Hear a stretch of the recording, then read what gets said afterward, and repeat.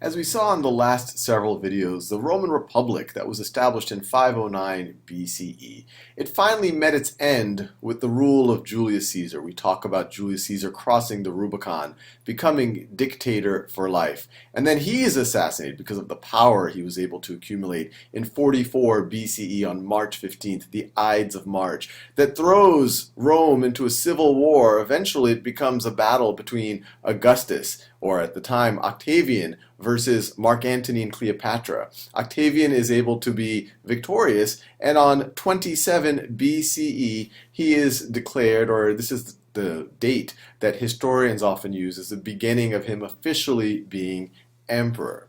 And this period from 27 BCE, with Augustus being emperor, all the way to 180 CE, so this roughly 200-year period, this is a relatively good time for the Roman Empire. As we will see, there is still a lot of conflict, there is still a lot of bloodshed, but it is a relatively stable period.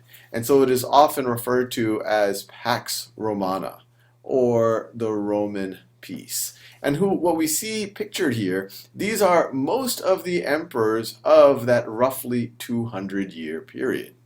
Augustus proves to be a relatively good administrator. He lays a good foundation for the next several hundred years of the empire, the Roman Empire officially being ruled by an emperor.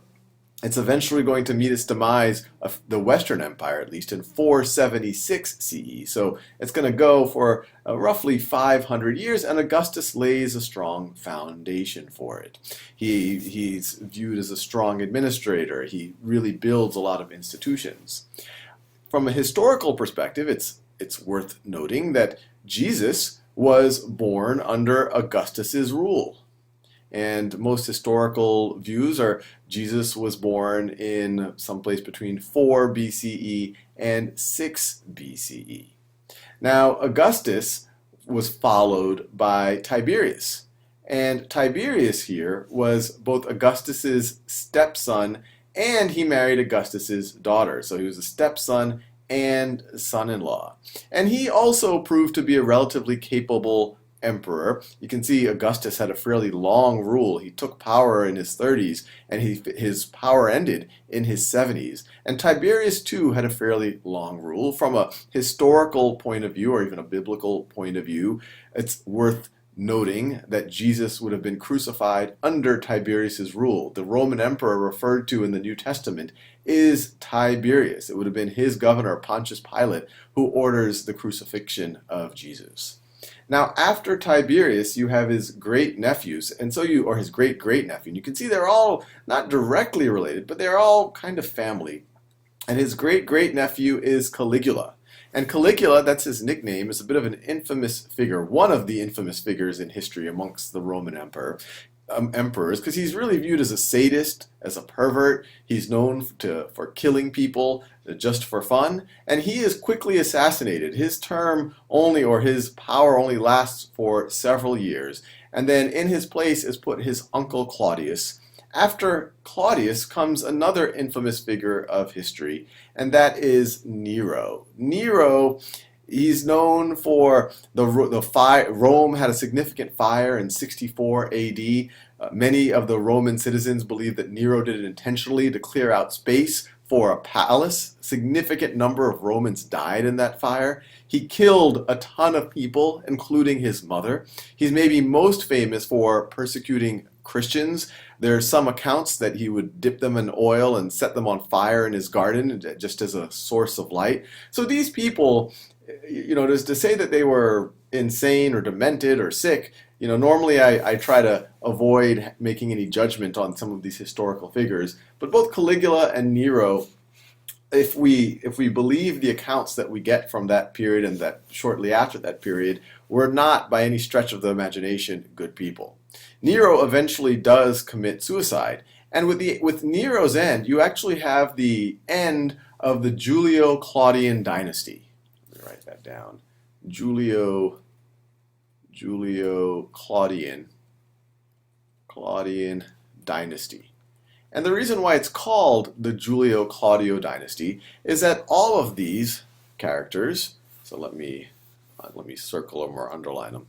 So all of let me all of these characters right over here are essentially from the same family. They're descendant from both the Julian line, Julius Caesar, and the Claudian family. So that's why it's called the Julio-Claudian Dynasty. Now, at the end of the Julio-Claudian dynasty, you have a new dynasty, Vespasian. There's a short civil war. So the Pax Romana is not without some war and bloodshed. In fact, this whole time, there's a lot of relatives being killed, people who might threaten the emperor being killed. And that's just talking about the Romans themselves. They're constantly fighting the Germanic tribes and groups in the Middle East and taking more and more and more territory. And these are extremely bloody things. They're constantly enslaving people. The Roman Empire, sometimes it looks like this neat, clean, idealistic thing. But there was a lot of enslaving of people, destroying of towns, killing people out of paranoia or really just out of the joy of killing, if you take the case of Caligula or Nero. So then you have the Flavian dynasty. I don't have the three Flavian emperors depicted right over here. You have Vespasian, you have Titus, and you have Domitian.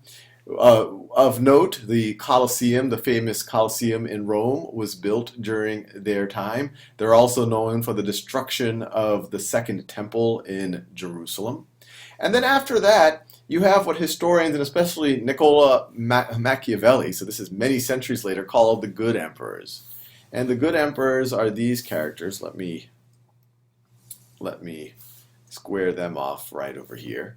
And these are really the last 5 emperors of the Pax Romana. And we should even use the term good, maybe in quotation marks, because for Rome's enemies, for the slaves of Rome, for the people who were thrown into the Colosseum just because they were a prisoner of war or they committed some simple crime, the Roman Empire didn't seem good. But the reason why they were viewed good is they were viewed as able administrators. They continued to expand the Roman Empire. Trajan in particular, the peak of the Roman Empire comes, in terms of geography, comes under Trajan's rule. That's this map right over here. This is the largest geographic extent that the Roman Empire takes on. Trajan is succeeded by Hadrian, most known for Hadrian's Wall here, the upper bound of the Roman Empire. And then the Pax Romana ends with Marcus Aurelius, who is viewed as he's actually wrote meditations. He's a philosopher emperor. He's viewed as one of the last great Stoic philosophers. And so with that, you have the end of this period of Pax Romana. And as we'll see in the next few videos, we then start really getting into the decline of at least the Western Roman Empire. As we'll see, the Eastern Roman Empire outlives the West by a good 1,000 years.